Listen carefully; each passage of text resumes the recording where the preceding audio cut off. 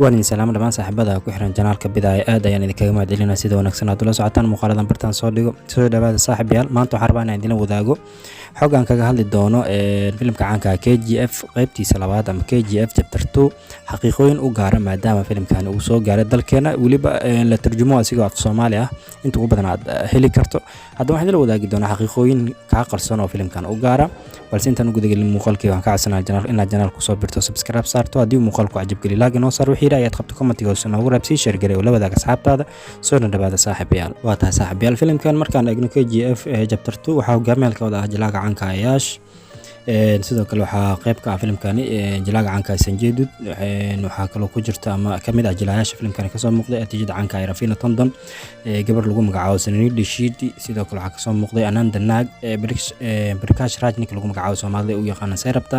sidoo kale waxa ka soo muuqday filimkani ninka lagu magacaabo Ramanjan Daraju kaas oo ah wardiyaha ninka lagu magacaabo Yaash oo filimkani hogaamiyaha ka ah sidoo kale waxa qayb ka ah filimkani nin lagu magacaabo Roy Ramish oo filimkani ku jilay doorka ama kaga jilay doorka boolisnimada saaxiibayaal markaan eegno filimkan waxa tiyaatarada Hindiya la saaray 14 bishii dhamaatay Abriil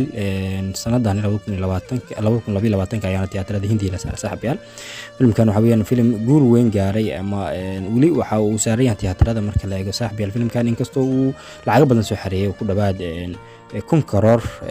adduun lacageed gaaray uu ka talaabay markaan eegno filimkani xaqiiqooyinka laga diiwaan galiyay ilaa dhowr xaqiiqo ayaan eegi doonaa saaxiibayaal xaqiiqada ugu horeysa aan eegi doono waxa weeyaan waxa leeyahay filimkani film doorka Sanjeedud ee Andera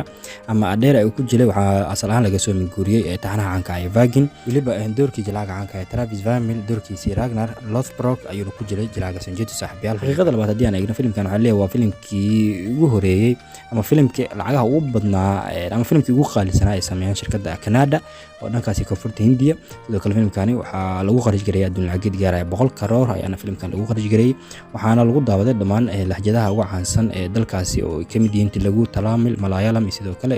luqadda Hindiga xaqiiqooyin kale laga diiwaan galiyay markaan si eegno saaxiibayaal waxa leeyahay filimkani waxa editing ku sameeyay ama habeeyay wiil aad u daayar oo daadiisa lagu sheegay 17 jirka oo lagu magacaabo Ujwal Kulkarni waa wiil yar oo iska YouTuber ah ayaa filimkani edit gareeyay oo yani isku dubarido habeeyay saaxiibayaal waxaan lagu amaanay doorka ama qaabka uu farsameeyay ama editingkiisana aad ayaa loo amaanay saaxiibayaal markaan eegno xaqiiqooyin kale laga diiwaan galiyay waxa leeyahay filimkani erayada qaar ee lagu hadlayo waxa qoray isla hogaamiyaha filimkan ninka lagu magacaabo Yaash Jalaaga lagu magacaabo ama Rokin Star Yaash ayaana qoray erayada yani inta ugu badan lagu hadlay ama hadalada qaar ee filimkan asiga ayaa qoray xaqiiqooyin kale laga diiwaan galiyay haddii aan eegno saaxiibayaal filimkan waa filimkii ugu horeeyay iskala soo muuqdaan Jalaaga caanka Ayaash Sanjeedud iyo sidoo kale atijada caanka ah Rafina Tondon inkastoo jilayaasha kale ah Sanjeedud iyo Rafina Tondon ay aflaan badan iskala soo muuqdeen haddana filimkan waa filimkii ugu horeeyay iskala soo muuqdaan Jalaaga caanka ah Rokin Star Yaash iyo sidoo kale Sanjeedud iyo Rafina Tondon saaxiibayaal xaqiiqada ugu dambaysa aan kala wadaagi doono filimkan waxa weeyaan waxa leeyahay filimkani waa filimkii ugu weynaa oo uu keenay kadib markii laga soo dayay xabsiga Jalaaga caanka Sanjeedud yani markii ay soo fasaxday ama dawladda Hindiya iska fasaxday ama maxkamadda ay sii deysay Jalaaga caanka Sanjeedud waa filimkani KGF waa filimkii ugu weynaa uu sameeyay Jalaaga caanka Sanjeedud saaxiibayaal ama baba ama altamoodo waxa taqaanaba haddaba intaas ayaan soo gabagabeynaa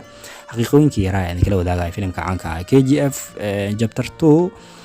fadlan haddii aad ka heshay muuqaalka laga noo sar janaalka haddii aad ku cusubtahay subscribe noo sar wixii aad qabto commentiga inoogu reebsi share garay oo la wadaaga asxaabtaada waan ku mahadsantahay daawashada muuqaalkeena